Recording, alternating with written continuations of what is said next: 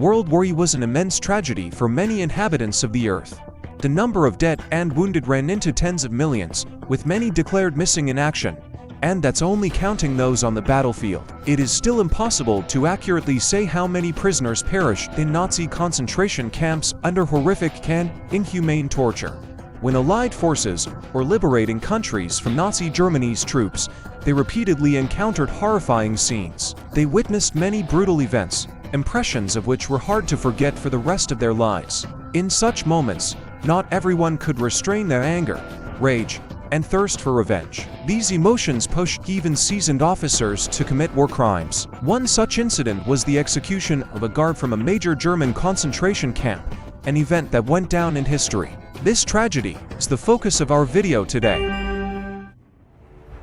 In 1933, almost immediately after Adolf Hitler came to power, one of the first concentration camps of the Third Reich, Dachau, was opened. It was located near Munich, just 45 minutes away by train. Covering an area of 230 hectares, the camp began operating on March 22 and was initially intended only for 5,000 prisoners, oppositionists, clergymen, Jews, Roma, the mentally ill, and homosexuals. In other words, for those whom the Nazi leaders considered enemies of the Third Reich. However, some had a chance to legally get out of this hell when the guards decided that the prisoner had been reformed. During World War I, the camp was significantly expanded, and military personnel began to be transferred there. Despite this, at the time of liberation, it held more than 32,000 prisoners.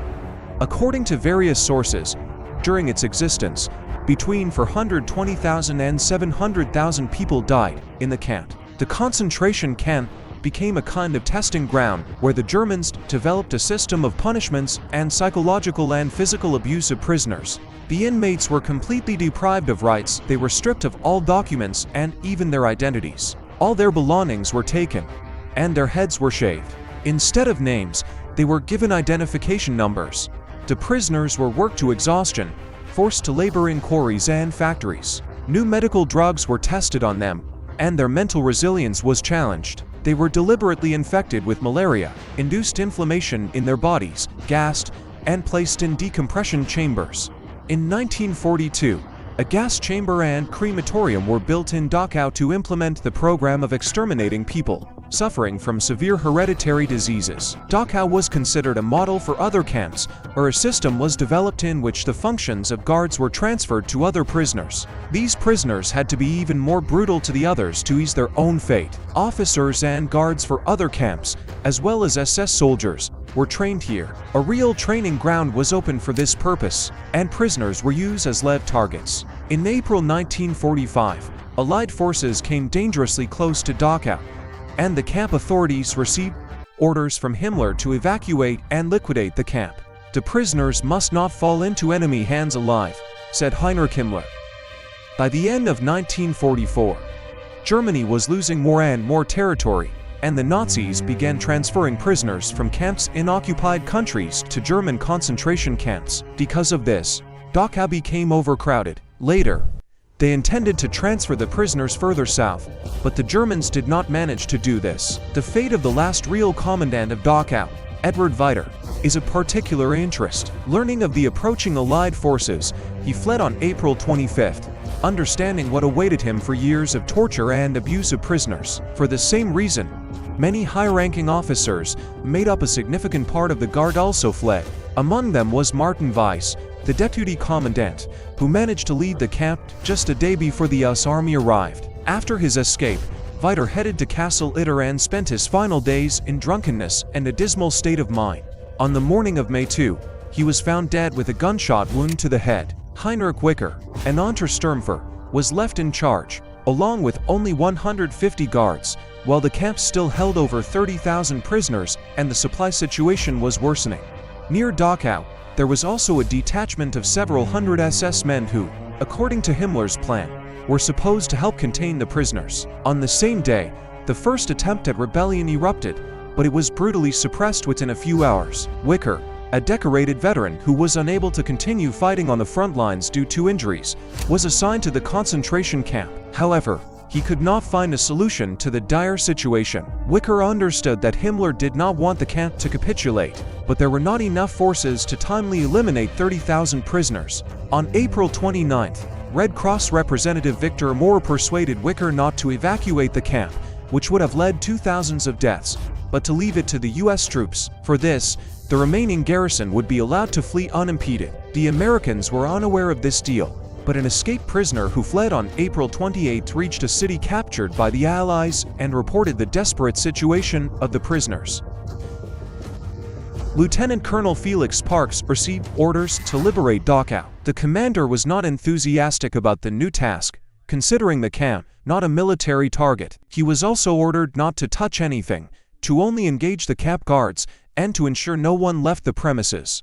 At 6 a.m. on April 29th, Wicker ordered his subordinates to lay down their arms and surrender. At that moment, he had about 560 people under his command. Not everyone seemed to agree with the commandant's order. At 10 a.m., a battle broke out at the post near the camp, with several Nazis entrenched in the watchtower. After an hour, the Americans fully disarmed the enemy and took several German soldiers as prisoners. The remaining guards did not resist. Following this, the Americans began inspecting the camp and were shocked by what they saw. They found 39 wooden wagons on the railway tracks, each filled with piles of corpses. The mutilated bodies, gas chambers, crematorium furnaces, and ditches with the remains of people burned alive deeply shocked the witnesses. Further inspection of the death train revealed over 2,000 bodies. Many of the dead were in concentration camp uniforms and had died of hunger or thirst in locked cars. Some had bullet wounds. The soldiers, enraged, wanted immediate revenge on all captured Germans. Several guards were taken to one of these wagons and shot. Within half an hour, the Americans killed 122 German soldiers, most of whom were SS men. Suddenly, a mob of prisoners burst out in fury, killing about 40 more Germans. By noon, order seemed to be restored. However, one machine gunner suddenly shouted, "They are trying to escape," and opened fire on the prisoners, killing 12 soldiers before being stopped by Lieutenant Colonel Felix.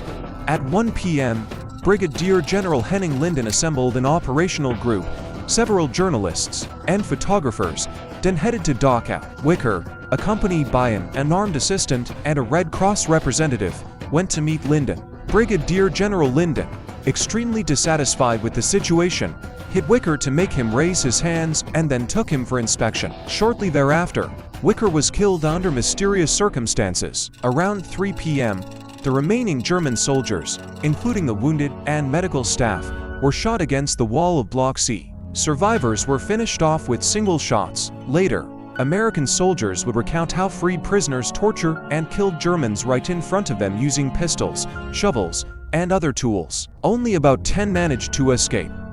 According to other sources, no one escaped alive. On the day of Dachau's liberation, US troops killed over 500 Germans. General Patton dropped all charges against those involved in the killings of Germans at Dachau, and the investigation materials were classified. If you enjoyed this video, don't forget to like, subscribe, and hit the bell icon.